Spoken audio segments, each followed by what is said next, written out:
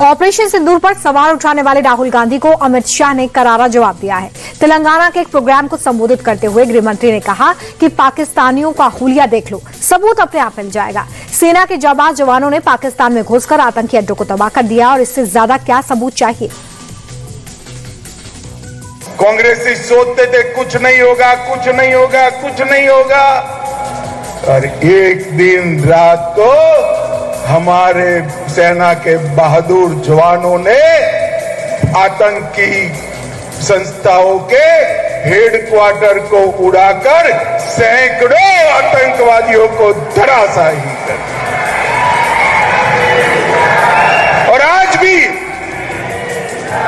राहुल गांधी कुछ न कुछ सवाल खड़े कर रहे हैं। अरे राहुल बाबा,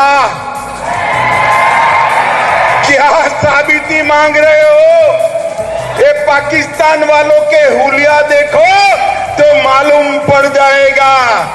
जो कहते थे कि हम भारत को चैन से सोने नहीं देंगे, उनके हेडक्वार्टर को उड़ाने का काम हमारे नेता नरेंद्र मोदी ने किया। नरेंद्र मोदी। बिहार चुनाव से पहले इंडिया टीवी ने जनसुराज के संस्थापक प्रशांत किशोर से खास बातचीत की। इस दौरान पीके ने मॉडर्न पॉलिटिक्स के अपने फॉर्मूले को भी बताया है, तो वहीं ये भी क्लियर कर दिया है कि उनके एजेंडे में कौन कौन से मुद्दे शामिल हैं। इस बार की चुनावी बिसात पीके के नजरिए से कैसी है, सुनिए। निशाने पर कौन है? नीतीश कुमार, तेजस्वी यादव, बीजेपी? मेरे निशाने पर वो सारे भ्रष्ट नेता हैं जिन्होंने बिहार की ये दुर्दशा की है। मेरे निशाने पर बिहार के वो बच्चे हैं जो कि अपने लिए रोजगार चाहते हैं। मेरे निशाने पर वो लोग हैं कि जो अपने बच्चों को पढ़ाना चाहते हैं। और लड़का जो सवाल पूछ रहा है पेपर लीक, अरे भैया पेपर लीक पर 19 दिन हमारा अनशन पर हम बैठे, तुम यहाँ बैठ के खाना खा रहे थे। तुम लाठी खाए, 19 दिन अनशन पर हम बैठे, लेकिन पेपर लीक करने वाले लोग ही को आप मंत्री बनाइएगा तो पेपर लीक कैसे रुकेगा? इधर तेजस्वी यादव ने भी चुनाव से पहले कमर कस ली है। तेजस्वी ने बीजेपी पर बड़ा हमला बोलते हुए कहा कि एनडीए की सरकार लोगों को जंगल राज का डर दिखाकर वोट खींचती आई है, लेकिन पिछले 20 सालों में जनता के लिए कुछ काम नहीं किया। अब चुनाव नजदीक है तो फिर से ये लोग वही पैटर्न अपना रहे हैं, लेकिन इस बार बिहार की जनता इनके झांसे में नहीं आएगी। कभी कोई बात नहीं करेंगे, एक बात करेंगे कि जंगल आ जाएगा, जंगल आ जाएगा। हम भी तो 17 महीने भी उप मुख्यमंत्री रहे, 15 से 17 तक 18 महीने उप मुख्यमंत्री रहे। हम लोग सरकार में आए, क्या लोग घर से नहीं निकलते? क्या लोग व्यापार नहीं करते थे? ये भय दिखाने वाला जमाना जो है अब भाजपा का चलने वाला नहीं है। अखिलेश यादव ने उपराष्ट्रपति जगदीप धनखड़ के संविधान की प्रस्तावना में 2 शब्द धर्मनिरपेक्ष और समाजवाद को नासूर बताने पर बड़ा हमला किया। अखिलेश ने कहा कि ये लोग संविधान के खिलाफ हैं और आरक्षण के विरोधी हैं। ये लोग वोट खोने के डर से आरक्षण पर नहीं बोल पा रहे हैं, तो समाजवाद और धर्मनिरपेक्ष के खिलाफ बोल रहे हैं।